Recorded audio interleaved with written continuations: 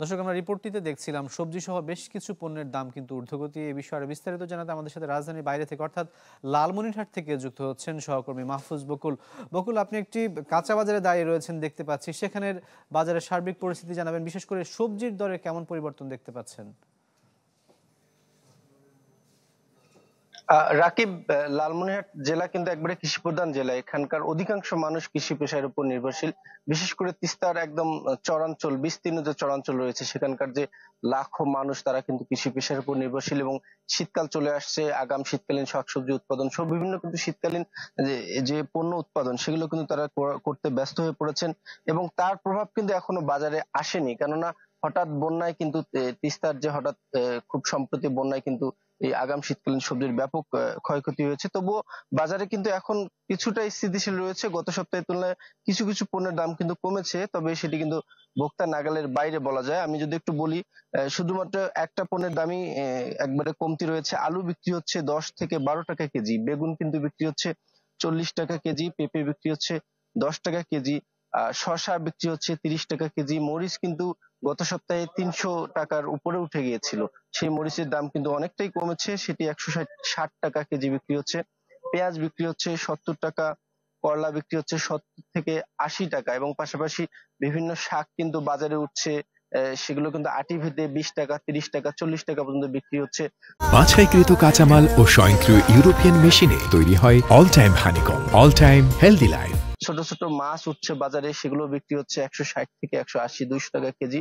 এবং বড় সাইজের যেগুলো মাছ সেগুলো কিন্তু 240, 50 টাকা করে কেজি বিক্রি হয়। তবুও যে কিছু যারা ভোক্তা সাধারণ রয়েছে তারা যেটি বলছেন, এবং খুচরা যারা ব্যবসায়ী রয়েছেন তারা বলছেন যে আগাম যে শীতকালীন সবজি সেটি কিন্তু বাজারে আসতে শুরু করলে এই যে কৃষি পণ্যের দাম এবং শাকসবজির দাম সেটি কিন্তু কিছুটা কমতে শুরু করবে। যদিও বা ইতিমধ্যে উত্তরাঞ্চলে কিন্তু শীত দেখা দিচ্ছে কিছু কিছু করে। এতদিনে কিন্তু ধারণা করা হচ্ছিল যে শীতকালীন সবজি বাজারে ঢুকবার কথা, কিন্তু সম্প্রতি একদম ভারী বর্ষণ এবং বন্যায় বিশেষ করে তিস্তার চরাঞ্চলের প্রচুর কৃষক কিন্তু আগাম শীতকালীন বিভিন্ন শাকসবজি রোপণের যে প্রস্তুতি সেটি কিন্তু নিয়েছিলেন, জমি তারা তৈরি করছিলেন। কিন্তু হঠাৎ করে বন্যায় কিন্তু তাদের সেই প্রস্তুতিও নষ্ট হয়ে গেছে। পাশাপাশি তারা কিন্তু আর্থিক ক্ষতির সম্মুখীন হচ্ছেন। আবারও কিন্তু অনেকেই সেই শীতকালীন আগাম যে শাকসবজি সেগুলো রোপণের চেষ্টা করছেন। পাশাপাশি জেলার কিন্তু 5 উপজেলার একদম সীমান্ত ঘেঁষা যে অঞ্চলগুলো রয়েছে সেখানে কিন্তু প্রচুর সবজি উৎপাদন হয়, যেগুলো বগুড়া, ঢাকা, রাজধানীতেও কিন্তু সরবরাহ করা হয়ে থাকে। প্রতিদিন ট্রাকে ট্রাকে হয়তো শীতকালে সেগুলো যেতে শুরু করে।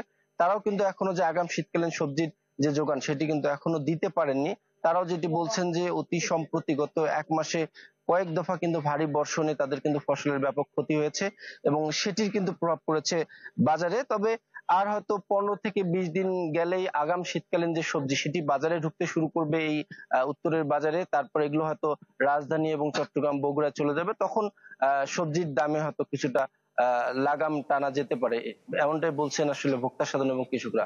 রাকিব, এই ছিল লালমিয়ার থেকে সবজি বাজারের সবশেষ তথ্য আমার কাছে। মাহফুজ, আপনাকে ধন্যবাদ। দর্শক, বাজার দরের খবর জানাতে আমাদের সাথে যুক্ত হয়েছিলেন সহকর্মী মাহফুজ বকুল।